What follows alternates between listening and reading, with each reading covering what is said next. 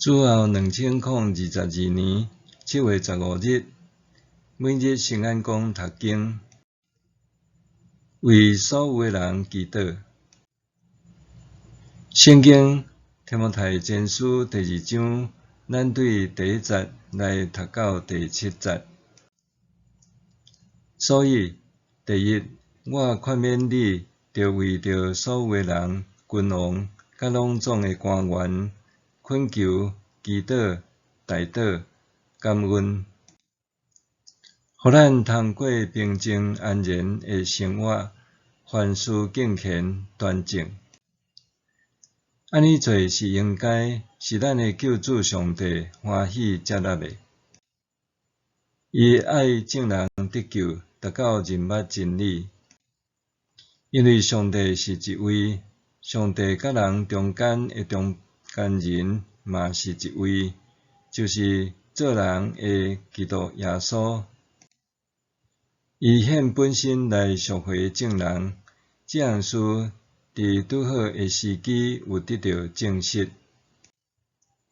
为着安尼，我受任命做传道者、使徒，甲外邦人的教师，互因相信上帝认捌真理。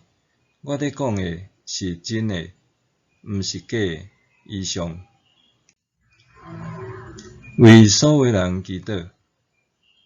保罗伫信仰生活的首要教导，就是要为所有的人向上帝祈求、祈祷、代求、感恩。其中包括爱为君王和所有在位的人向上帝祈祷，愿上帝互这个有权势统治人民的君王、领袖会心存公义，知影用慈爱的心管理国家，互人民会当过着安宁、和平、端正、敬虔的生活。这是一件好事，是上帝所欢喜的代志，因为上帝实听，伊希望所有的人拢会当得救，拢会当认捌真理。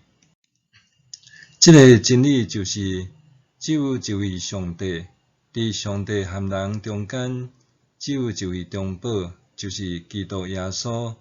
所以，若无希望有人沉沦，上好的方法就是为因祈祷。祈祷上帝的灵感动遐有权势者的心，互上帝成做因生命的主宰。这是基督教会应该有的信仰责任。保罗写这封批信的时期，拄好拄着罗马皇帝尼禄推行皇帝崇拜，用残酷的手段迫害基督徒的当阵啊。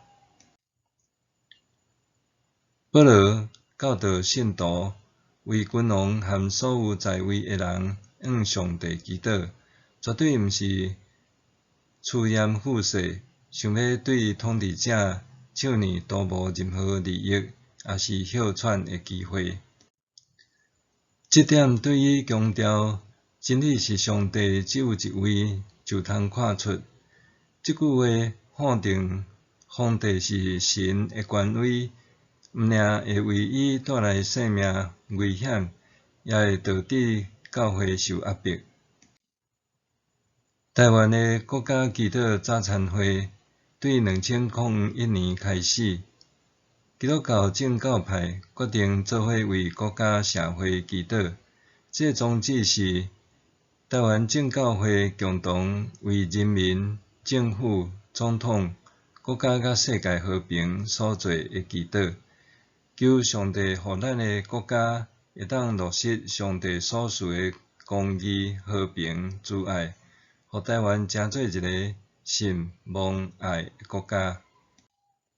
毋过，原定2020年10月30日举办的第20届国家祈祷早餐会筹备会，用总统蔡英文邀请民众参与冬季游行做理由，建议总统届时毋免到场，致使祈祷会落尾停办。各教会信徒虽然拢相信独一真神，毋过当无共教派对经文的诠释投射到国家认同、政党属性、社会关怀等议题的时，依然呈现相当大的差异。咱为政治人物祈祷，是因为信仰责任，毋是因为咱支持倒一个政党，也是简单因为因是基督徒。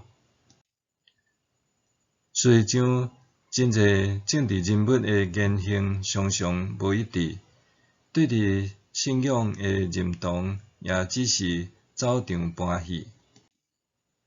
政治人物的人格、政策拢无完全，所以咱爱为因祈祷，求上帝赏赐因有仁慈、公义、正直的心，会当好好治理国家。基督徒既然领受大道的信仰责任，就无应该大声有色立场，才决定是毋是要为在位者祈祷。默想，政治人物时常用谋取政治利益做优先，信仰只是顺达目的的方法，我着怎样为因祈祷？政治人物时常用谋取政治利益做优先，信仰只是顺达目的的方法，我着怎样为因祈祷？咱来祈祷，全能的上帝，感谢你，互台湾成做民主国家。虽然无共政党对政策看法无共，毋过求你保守有权力者会当秉公施政，互人民会当过着安宁、和平、端正、敬虔的生活。奉主的名祈祷，阿们。愿上帝赐福你身心灵拢勇健平安。